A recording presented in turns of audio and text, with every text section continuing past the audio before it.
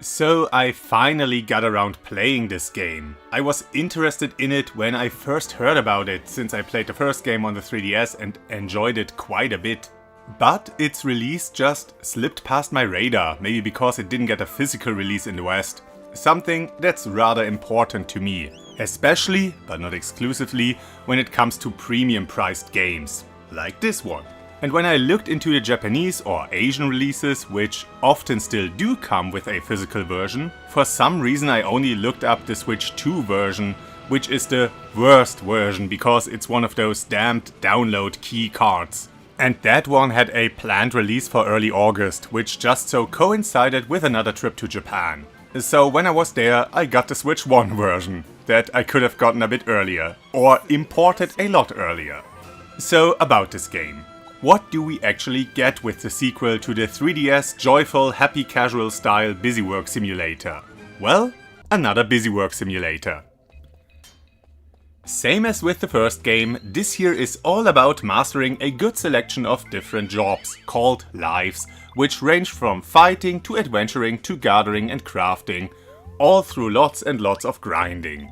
But this time, it comes with a bit more narrative, more story. We accompany an explorer on a journey to find uncharted lands and fresh mysteries, when we suddenly get attacked by a dragon, kind of thing, and get flung into the distant past. The game pretends, for a bit, like this is a different world, but menu descriptions already spoil the twist, and so does the game's title. But yeah, this time there are some actual stakes. Some evil creature attacked us, a friend got lost and might be in danger, or even dead, and we are stuck in an unfamiliar place. Later we discover an even greater danger that we need to stop, told to us through a heartfelt message delivered through the ages, and we encounter a sorceress hatching her own dubious schemes, but there seems to be more to her too, a dark past we have yet to uncover. But the game undercuts this tension at every opportunity with silly jokes and other baffling decisions. Okay, look, the game isn't deep or anything, or all that serious. It doesn't try to tell a grim story, so I get that even the few stakes aren't all that high or consistent. And at many points the game succeeds with its quirky storytelling. When the friend we try to rescue is forced to read very interesting books or really enjoys the delicious food he is forced to eat. But early on in the game, when the tone of the story isn't all that clear and when the last thing we saw of our friend was him getting thrown off our flying mount after he saved us, then it is a bit silly that we get multiple opportunities to go look for him and possibly save his life, but get stopped for stupid reasons. Like, it's fine for a strange newcomer in this kingdom to be dragged before the king, and hey, he's even willing to help me after I've proven my good intentions. But wait, what is this? What, I don't have a life? Fuck yourself, dude! Oh, you mean a job! Right, yeah, no. I mean, I am an explorer's assistant or something, but I guess this doesn't count in this fascist kingdom. So yeah, I do get a job, help out in the village and stuff, so now I should be good to go. Yeah, even the king says so. The next roadblock is more organic. Our little, well, big bone dragon buddy that surely hides some secrets and twists reveals of his own. Well, he is too weak right now to bring us back, so we need a rare fruit to help him. Fortunately, our job master is willing to hand over the one in his possession for just a small favor. And after that distraction, we are finally ready to go back to our own time and look for our missing friend. Or not.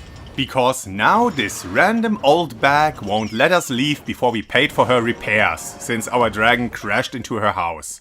Come on. It's so silly. And even worse, after we scrapped together all the money, she doesn't even want it and spouts some bullshit about a moral in there. How we are now self-sufficient and all that. Shut the fuck up. Okay, in all honesty and earnestness, there is of course a performative element to all this here right now, this video stuff. But I'm trying to get across how annoying all this was to me while I was playing the game. The game already had some pacing issues, and with that I mean a lot. Every few steps there's a cutscene. There's a lot of back and forth. Go to the king, go to the village, go back to the king, go back to the village. Talk to the lady in the guild office, seek out one of the job masters, go to a place in the village, go back to the master, go to the king's capital again, come back to the master, and so on and so on. Kinda like another game I played earlier this year. Well, and also in other regards, this is just the same thing as Eternal Strands. It has to be said though, that after the mandatory tutorial job quest, you can skip each subsequent new first job quest. So at least there's that. And with the open-ended design, and well, all the grinding, the interruptions become less frequent after the game opened up at about the 2 to 3 hour mark. Though, if you do story missions back to back, these pacing issues rear their wretched heads again. But I mean, you don't play this game for the tight narrative or the tense or action-packed presentation. You already expect something slower, a bit time-wasty. So even though I won't excuse the clumsy pacing, it's not really a deal breaker for a game like this. The first game had similar issues. It now seems worse because there is a story going on with at least a bit of tension. That gets put on hold regularly. That's why I wanted this game for Switch and not PC or PlayStation, because I want to play this game in short bursts, sometimes at home, but also on the train or maybe during a break at work. Not on a shitter though, I don't play games during serious business. The meat of the game is the whole life or job system. There are 14 jobs for you to choose from, and you can actually master each and every one of them, if you can endure a bit of tedium. Though I guess you are supposed to focus on a handful of jobs and make use of the multiplayer mode, where your buddies or maybe random strangers can compensate for the skills you're lacking. This was already a thing in the 3DS game, and now it's easier than ever to go on an adventure with other players. Though so far the game has been perfectly playable on my own, further helped by the party mechanic, where you can be accompanied by 3 CPU buddies who not only help during combat, but also with different gathering activities, and you can even order them to craft stuff for you. Yeah, that's what the jobs are all about. Combat jobs help you deal with enemies along the way, gathering jobs provide you with most of your resources, though you can also find some of them just lying around in the wilds or get them from enemy loot drops. And crafting jobs are for creating better equipment, and useful and also use less items. Now, these jobs interconnect here and there. The crafting jobs are reliant on mostly the gathering jobs, so that you get all the ingredients you need for a potion or piece of equipment. And the gathering jobs rely on the combat jobs, since most of the gathering spots are in dungeons or deep within enemy territory. And, well, to have some better survivability with later combat encounters, you need the crafting jobs to provide the adventurers with high-tier equipment.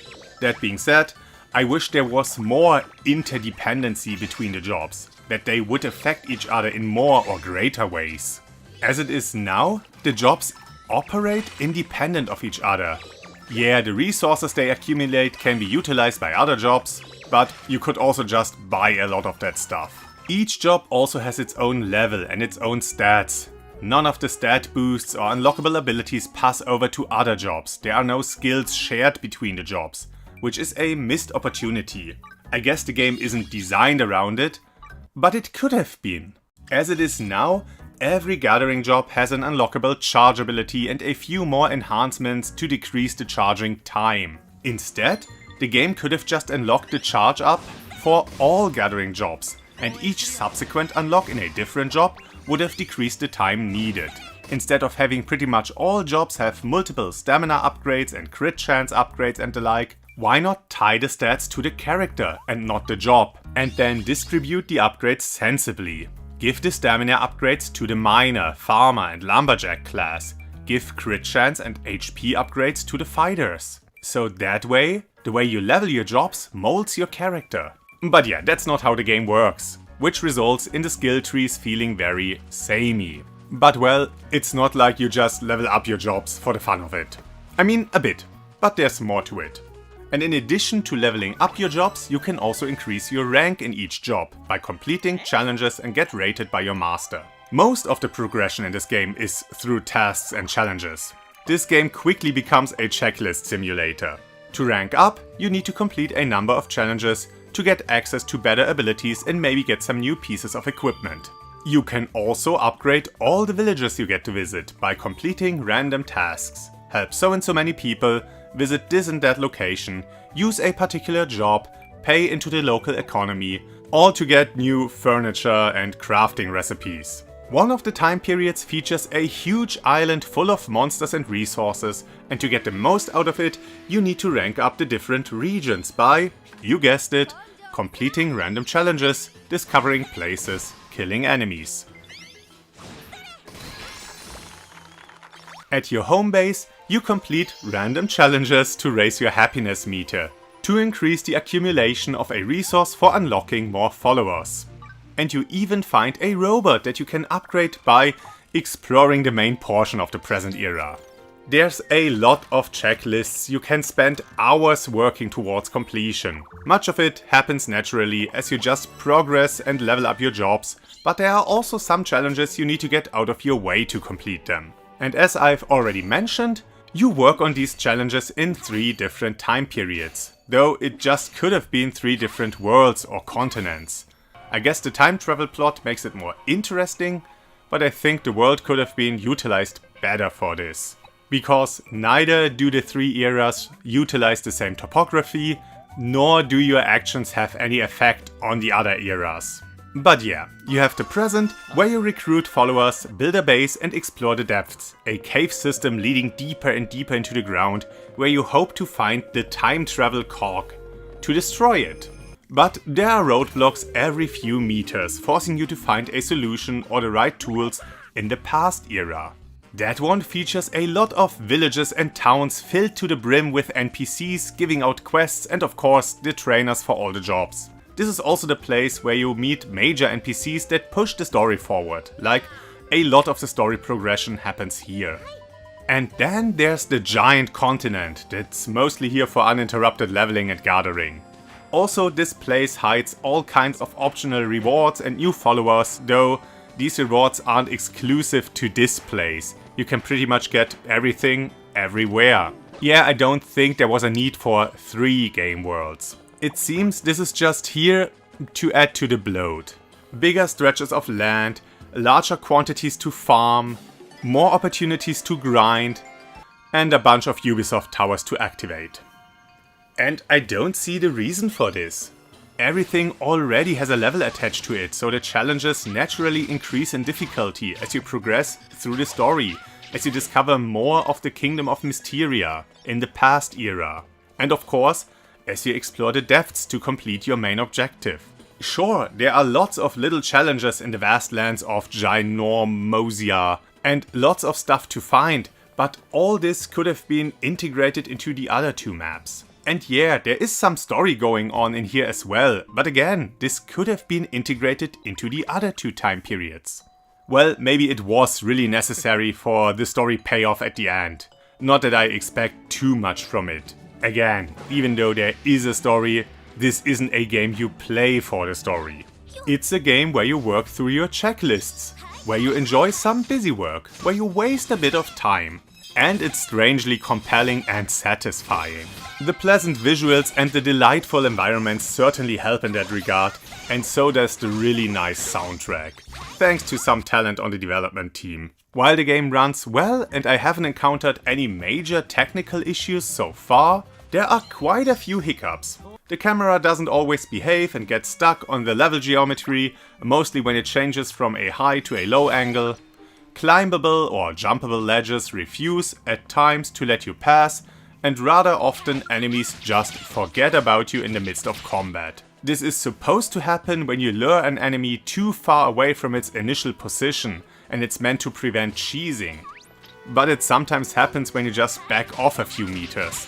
Sometimes you are still in the combat arena, but the enemy is now in don't give a shit mode.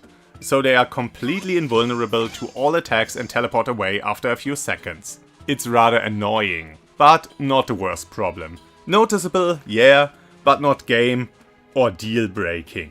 This is a really fun game if you're looking for something like Animal Crossing, but with combat.